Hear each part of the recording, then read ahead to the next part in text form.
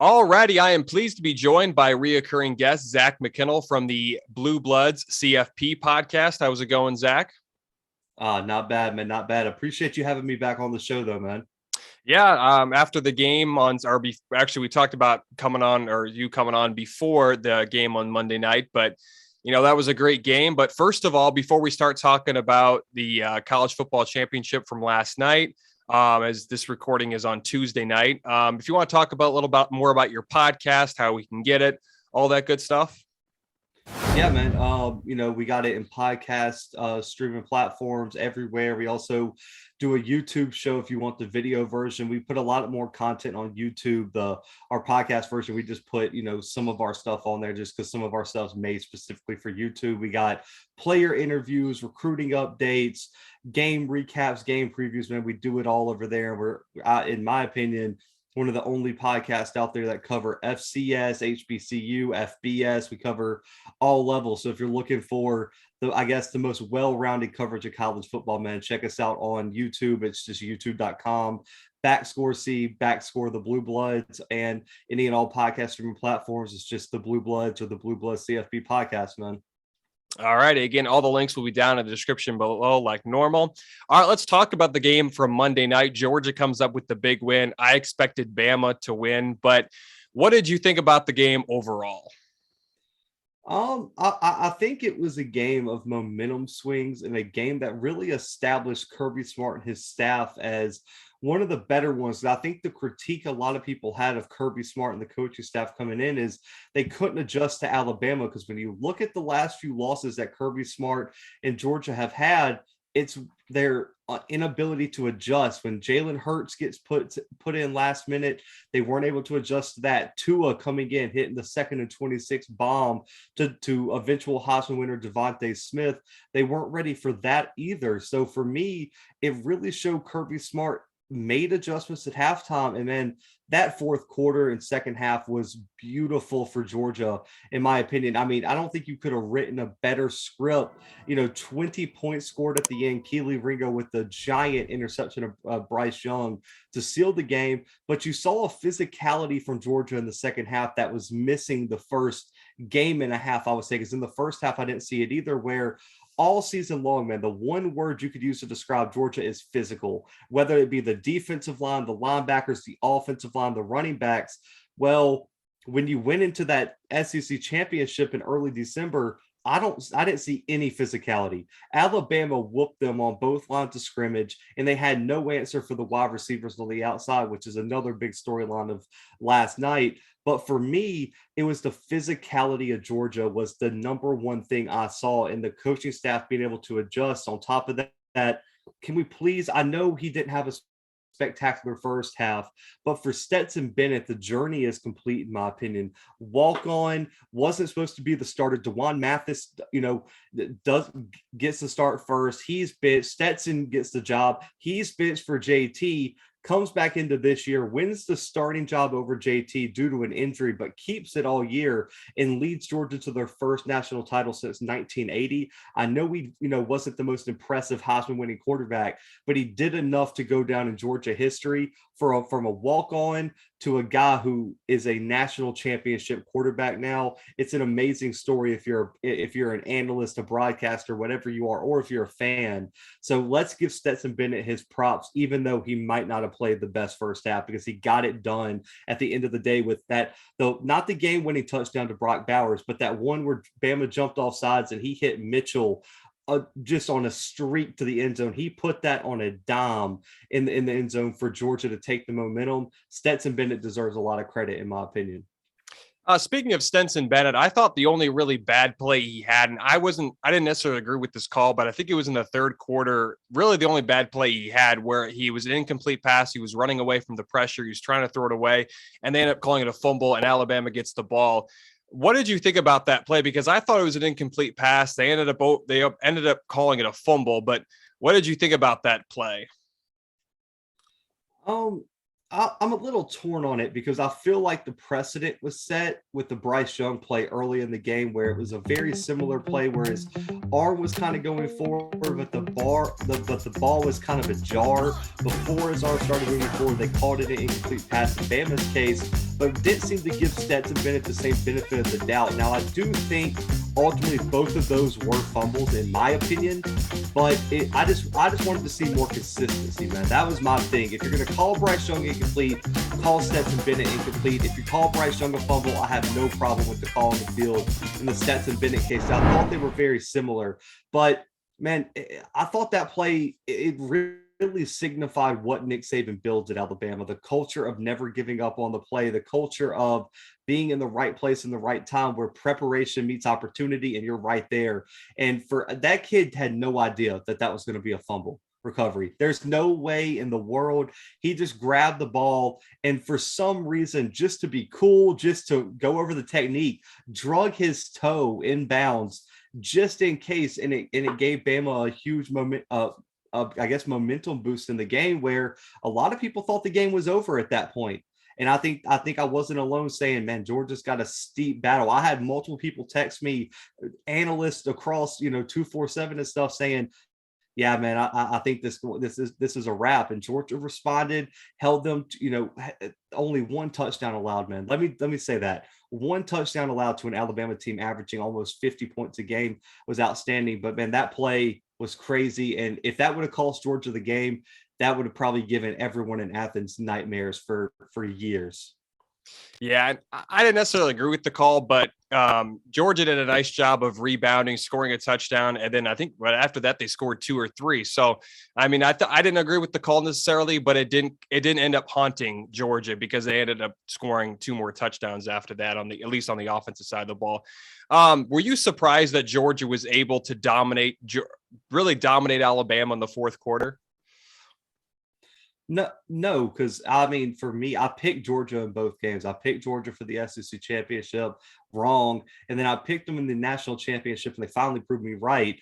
But for me, I thought they were going to out physical Alabama in the first place in the first game because you saw LSU, you saw Texas A&M, you saw Auburn just brutalize that front five for Alabama repeatedly, get to Bryce Young, make them uncomfortable. But they did, outside of A&M, LSU and Auburn just didn't have the talent to win those games and close the door down the stretch.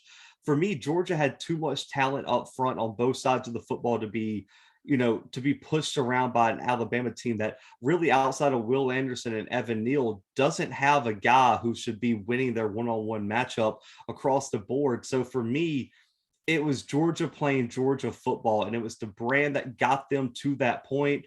And you finally saw them executed on the biggest stage. And that's what I've been screaming is, where was the physicality? Where was the power run game in the SEC championship? And I guess it took till the late third quarter, early fourth quarter for Georgia to implement that. Yeah.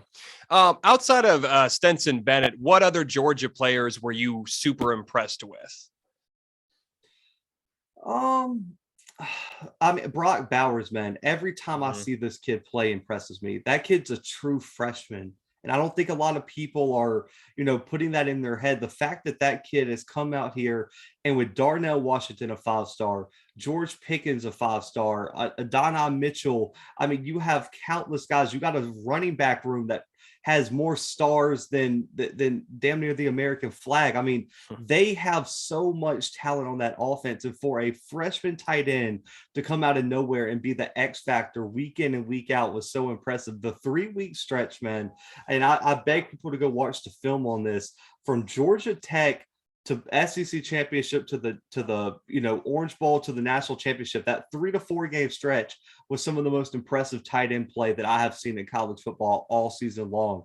That kid is going to be a whole problem moving forward. And then also on top of that, I think the secondary, man, I know the wide receiver injury to Jamison Williams, man, it came out today, tore his ACL. So I'm hoping a speedy recovery for him. And of course, John Mechie not being there also, hopefully he has a speedy recovery.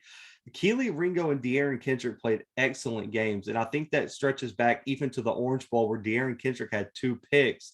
A 5-star transfer from Clemson finally made his mark in the 2 biggest games of the season. And then the penultimate play, Keely Ringo picking off Bryce Young and taking it 70 yards with a convoy down to the end zone. And they're talking about hanging that picture in, Georgia Hall of Fame history or whatever you want to say. That the secondary really stepped up, in my opinion. And of course, man, what can we say about Nakobe Dean and that linebacking core? the athleticism, the ability to play sideline to sideline, to be excellent pass rushers every single third down. And if you go back and watch the film, they blitzed one or all the linebackers. Somebody was coming on a blitz every single third down because they were not going to let Bryce Young have time to throw the football.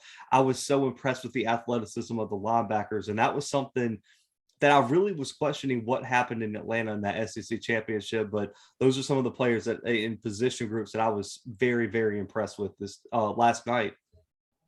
Yeah, speaking of Bryce Young, he ends up winning the Heisman, but he didn't have a great game against Cincinnati. He didn't have a terrible game. He had an all right game, but he didn't really play that great against Georgia either. But what did you think about the Heisman's performance against Georgia on Monday? For me, I don't take anything away from what he did this year. Mm-hmm. I mean, you know how many freshmen first year starters wish they could have a third of what Bryce Young accomplished this year. And I mean, the Cincinnati game, I don't really put it on him. That was a game plan movement. That was a game plan move by Saban. They got 2 All-American corners and the highest graded safety in their conference. We're not throwing the football on them, especially without our leading wide receiver and John Mechie being there. Why would I throw the football when I can run it down your throat and I know you don't have the depth to stop me? I don't put any stock into his stat line from the Cotton Bowl against Cincinnati because you ran the football over 50 times and ran it for almost 300 yards. There was no reason for him to put the ball in the air. And this one, he still threw for almost 400 yards this past weekend without his 2 starting wide receivers. And really and truly, Jameson Williams probably scores if he doesn't tear his ACL on that one play. And so you're looking at it, and I know everyone says, oh, it's Bama. They got 5 stars on the bench, this and that. It's not an excuse, but he still threw for 400 yards with wide receivers who haven't seen the field all season. So for me, I still think Bryce Young's the best quarterback in the country. I know some Ohio State fans hit me up saying, is that the guy you think's better than CJ Stroud? Until I see CJ Stroud do it without Chris Olave, Garrett Wilson, and Jackson Smith and Jigba and Marvin Harrison Jr., I can't say anybody in the country is a better quarterback than Bryce Young right now. Yeah, he was still impressive. And the thing about Bryce Young, he's still only a true sophomore. So he's still got at least one more year, and he's probably going to be a Heisman finalist next year as well. Now, I do want to talk about Bryce Young a little more, but I do kind of want to talk more about Stenson Bennett. What do you think? I know you're more of a college guy, and it doesn't look like he's going to have a big future in the NFL, but what do you think about his future in the next level? I mean, maybe a backup, I think at most. I just don't think his skill set can transfer very well. He reminds me a lot of those Alabama quarterbacks from the early 2010s, like the AJ McCarrons, the Blake Cokers, Blake Coker and Blake Sims or Jacob Coker. And I think that's he's a game manager, man. And I don't think that's where the NFL is going. They want big athletic guys like a Justin Herbert. They want guys like a Bryce Young. They want guys like a CJ Stroud, a Lamar Jackson. Look at the best quarterbacks in the league. The only ones who resemble Stenson Bennett are sitting on the bench like a Jake Fromm right now as the backup for the Bills right now, and Josh Allen. I just don't think his skill set transfers. I think he's a very smart kid, very intelligent, a highly accomplished guy. I would not be shocked to see him on a coaching staff somewhere at a high level university, coaching offense, coaching quarterbacks, doing something like that. But maybe a backup a few years in the NFL, but I cannot see him being a star at the next level, in my opinion. Yeah, because I think the last time I checked his projections, they were somewhere in a day 3, maybe undrafted free agent. But, it was a good way for him to close out his career in college football. Now, Kirby Smart finally has a championship. He finally beat Nick Saban. Where does he rank among coaches? Is he top 5, top 3? Where do you think he ranks among the coaches in college football right now? Anybody who tells you he's not top 5, I question their college football knowledge. I won't take anything they say about college football seriously if you tell me Kirby Smart's not a top 5 coach. And really and truly, I would say top 3 right now, no doubt, especially if you add in recruiting, man, because that guy is the only person who can out-recruit Nick Saban year in and year out. And he's doing it at a high level, and what he's built at Georgia, because I don't think people realize where Georgia was at the end of Mark Richt's tenure. Kirby Smart came in, and that first year Georgia team was very young. They lost to Vanderbilt, lost to Tennessee. I mean, they had a really rough stretch. I believe they also lost to Florida that year. It was not a great year for Georgia in Kirby Smart's first year. It really was saved by that Auburn upset that year. But for me, there's no question he's top 5. He's right up there with the Jimbo Fishers, the Dabo Sweeneys, the Nick Sabans, whoever you want to put in that top 5, I'm fine with. But for me, Kirby Smart has to be in the discussion as one of the best coaches in college football. Yeah, and it's with Kirby Smart. The only thing he hadn't accomplished, of course, is beating Nick Saban. He had almost done everything you needed him to do. And, of course, after that interception, you could tell how excited he was because, he finally got the win. So I thought that was great to watch. So now let's talk more about Alabama. Do you think, I'm assuming they're going to be ranked number 1 again. And I'm assuming you think they're going to be back as well. I mean, what do you think about Alabama's chances of winning the championship next year? Now, can I go ahead and put my prediction in that Alabama is going to win the title? I feel pretty confident. Whatever the betting line is, go ahead and put 100 on it because you're going to have a pissed off Nick Saban who just got beat by, entering the year, Nick Saban never lost to an assistant, and now he's lost to 2, one to a national title. I got a feeling he's going to come back extremely motivated. And on top of that, you've got Bryce Young returning. Now there's rumors that Jamison Williams and John Mechie are both returning because of their injury. You have the running back room that's going to be loaded with young talent. The tight ends and Cameron Latu's coming back. You have 3 5-star offensive linemen sitting in the wings behind Evan Neal and some of those guys. On defense, Will Anderson comes back. Don't forget that. Yes, the Will Anderson that was going to be a Heisman candidate. He's back because he's only a sophomore. Your linebacking core is young. Your secondary was brutally young. So you're going to return almost everyone in the back end of the defense. That team is going to be so stacked, along with the number 2 recruiting class in the country coming in as of right now. Man, Alabama should be, I don't care about the defending national champions, anything like that. Alabama is going to be the number 1 team in the country come August, and that team is going to be terrifying next year. Yeah, I mean, I agree. They've had the college football playoff now 9 times, and 8 of the 9 times Bama has been it, and they have been the championship at least, I think, 5 times, or I think even more. But yeah, I agree with you there. I think Bama's they're going to be another favorite again next year and probably are going to play the championship again. What about a team like Drop Off last year? Do you think they'll be back in the college football playoff next year? You cut out. Did you say Clemson? Yeah, that's my bad. Yeah. Yeah. I mean, for me, I don't think it's a guarantee because Pitt they're replacing Kenny Pickett with Keaton Slovis, who was a stud at USC at the quarterback spot before Jackson Dart came in and took over his spot and he got hurt. And then on top of that, I think Miami is going to be terrifying next year with Mario Cristobal. And then also De'Aaron King got hurt, and that may have been the best thing for that program because Tyler Van Dyke played out of his mind down the stretch for Miami. They beat 2 straight top 20 teams, 1 on the road, and Miami was doing huge things on the football field late in the season. It almost saved Manny Diaz his job, but Mario Cristobal is that guy. He's won multiple Pac-12 titles. He was Nick Saban's right-hand man when Alabama was making that run through the 2013, 2014, 15, 16 season. Mario Cristobal is going to have Miami terrifying with this recruiting class they have coming in. And then also, I think the overall, the ACC is taking a step forward. Virginia Tech should be really good next year. They just got a new coach. Virginia hired Tony Elliott from Clemson to take over the program. I think there's going to be some real contenders next year. And Wake Forest with Dave Clawson had an outstanding year. They returned a lot of talent. I believe Sam Hartman's coming back too at the quarterback spot there. So for me, I don't think Clemson's going to have an easy walk back to the playoffs. And the number 1 thing they have to do is solve their quarterback issue. And I don't think they've done it as of right now. Yeah, and what about the new coaches? Now, Marcus Freeman at Notre Dame, Brian Kelly at LSU, Brent Venables at Oklahoma, and of course, you just talked about Mario Cristobal at Miami. How well do you think those coaches will do? Because I think Marcus Freeman's going to do great at Notre Dame, but what do you think about all the new coaches? I'll start with Marcus Freeman. I think that was the best hire of the offseason. Mm-hmm. In my opinion, I love Marcus Freeman. I love what he does. And as soon as and it fired. But as soon as Brian Kelly left for LSU, I was screaming on my show for Marcus Freeman to get that job. And I'm so glad they pulled the trigger, and he deserves it. That guy is going to be amazing.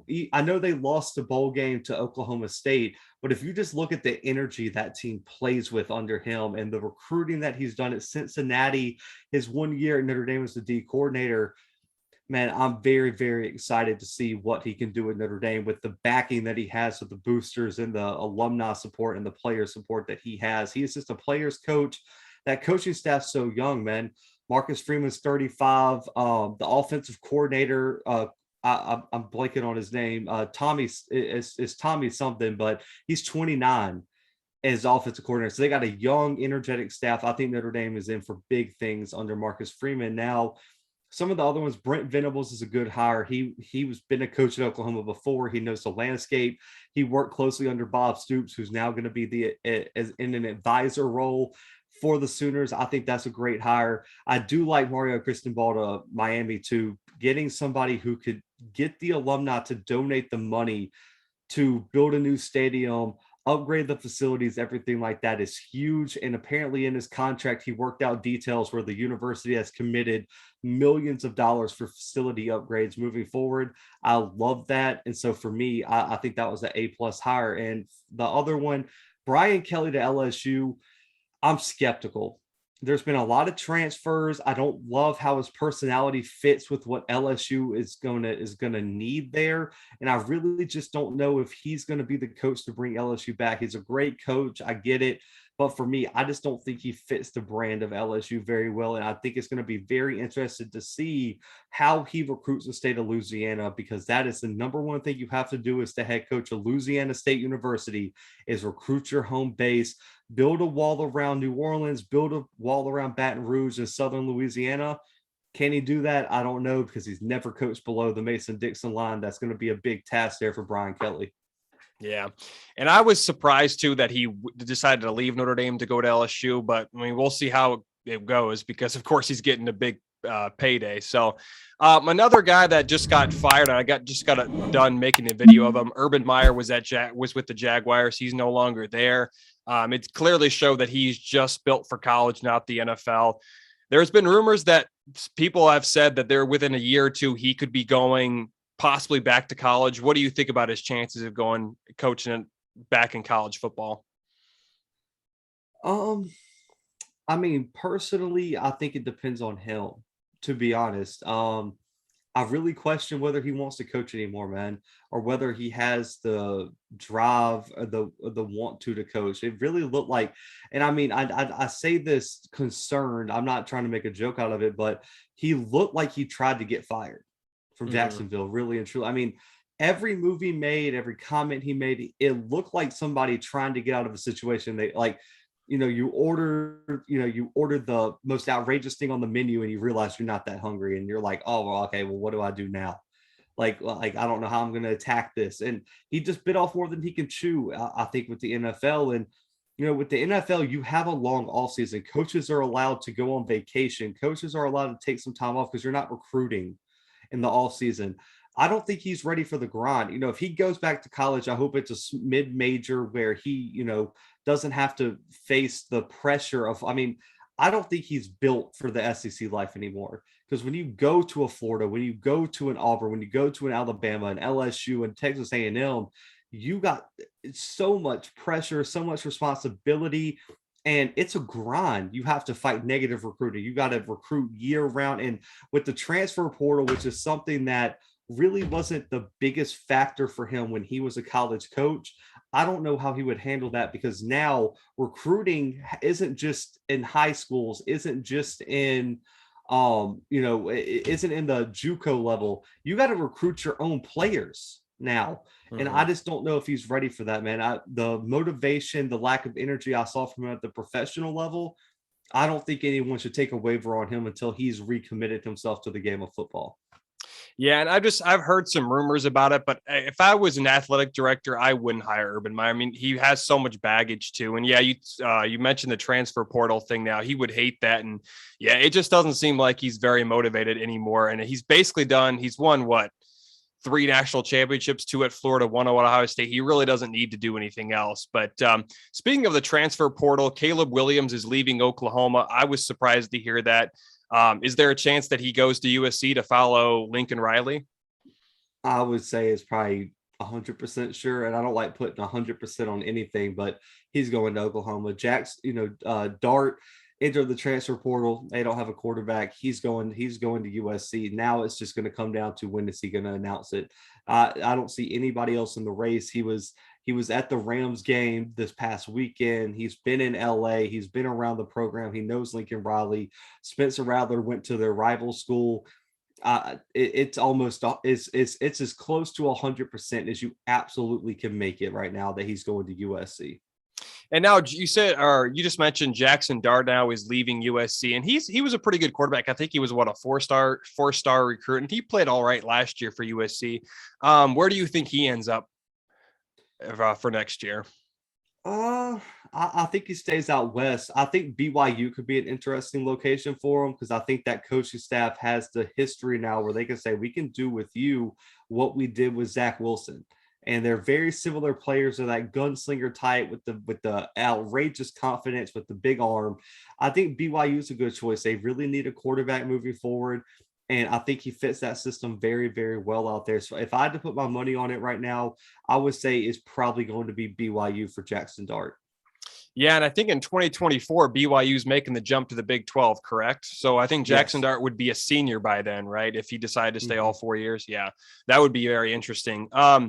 And Spencer Radler is another guy. He went to South Carolina. How well do you think he'll do? Of course, I think he mostly went to South Carolina because of Shane Beamer. How well do you think Spencer Radler will do at South Carolina? I think it's a huge upgrade from what they had. I mean, they haven't had a good quarterback in a long time over there for the Gamecocks. I think he fits Beamer's system. He's familiar with most of the coaching staff. I think he does well, but we saw him struggle with SEC type defenses. When you look at what Dave Aranda did to him, Dave Aranda is the quintessential SEC guy coming from LSU, came from Wisconsin before that. He's just one of those tough, physical. He has his defenses flying around, and is he going to be ready to face that week in and week out? Because LSU's defense not slouching, Texas A&M's defense definitely not slouching, Alabama, Georgia, Florida at times. I mean, you're going to have to face some dogs on the defensive side of the ball. Is he ready for the SEC grind would be my only choice. But I think it was a great decision by him to go with a coach he's familiar with, a coach that knows what he needs as a quarterback, what he's comfortable with. And I think it's going to go a long way in helping his career and hopefully reinvigorating his career moving forward.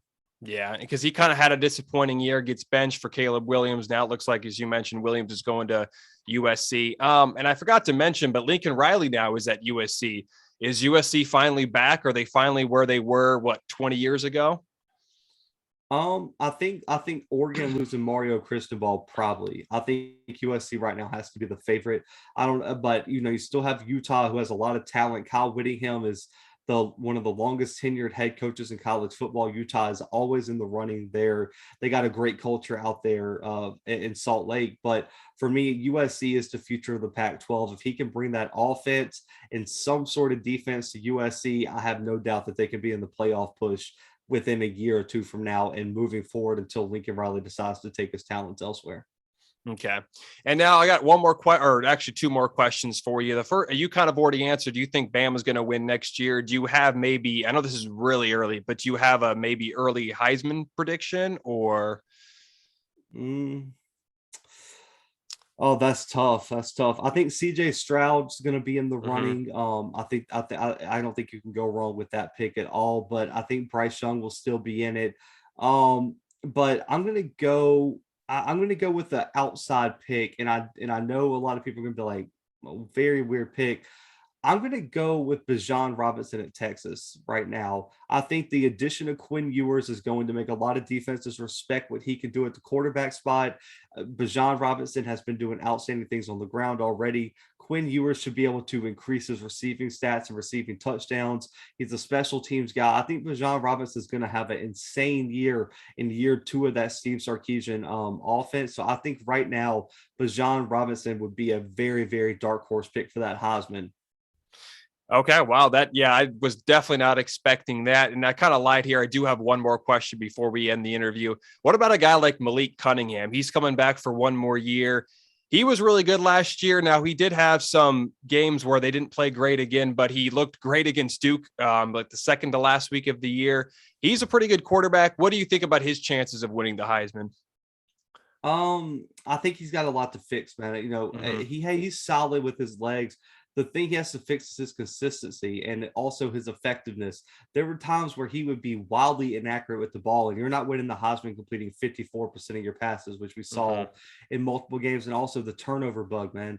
There's always those 2-3 games a year for Malik Cunningham where he just catches the turnover bug and cannot keep the ball in Louisville's hands. That's got to change, but that's a very very dark horse candidate for the quarterback spot, but he plays in a big time offense under Satterfield up there in Louisville. I mean, I don't think it's out of the realm of possibility, and you probably would get great odds on that Heisman bet if that's what you're looking for. But I think Malik Cunningham would be a huge dark horse, and also someone kind of down the same line that a lot of people probably don't know about is Cameron Ward. He just committed to Washington State at the quarterback spot. He's a transfer from Incarnate Word at the FCS level in the Southland Conference, was the Southland Offensive Player of the Year. He's the school record holder in only 19 games for passing yards and passing touchdowns for a career. Won the Jerry Rice Award in the spring at Incarnate Word for the best freshman at FCS football. Just had almost 5,000 yards passing, 50 touchdowns, less than 5 interceptions. The kid is a hyper athlete, and he committed to Washington State because his head coach from Incarnate Word just accepted the offensive coordinator job. Washington State plays in a weaker defensive conference, and Cameron Ward, no doubt, might have the stats to make a bit of a Heisman noise as well. All righty. Thanks again for the updating on those guys. And before we end the interview, if you want to talk about more about your podcast, what do you have in store in the future? And again, all the links will be down in the description below. But is there anything else you want to add before we end the interview? Nah, man. Listen, if y'all love college football content, make sure to subscribe on YouTube. We got great interviews. Malachi Wadman from Jackson State that just won the SWAC championship. We got a runner-up for the Jerry Rice Award, Darius Hell, dropping tomorrow, or if you're listening to this on Wednesday. And then, I mean, man, we got game recaps, all kind of stuff on that you can go back, watch, and see our thoughts on all the biggest games of the year, man. So subscribe to us on YouTube. You can catch it all on podcast streaming platforms. And I just want to say, man, thank you for having me again. Yeah, no problem. It was definitely fun talking, and I can't wait to next time you want to come on. And again, we'll all be, we always like talking college football. So again, thanks for coming on. Again, don't forget to check out the Blue Bloods CFP podcast with Zack McKinnell. All right. Again, thanks for coming on, Zack, and have a wonderful night. And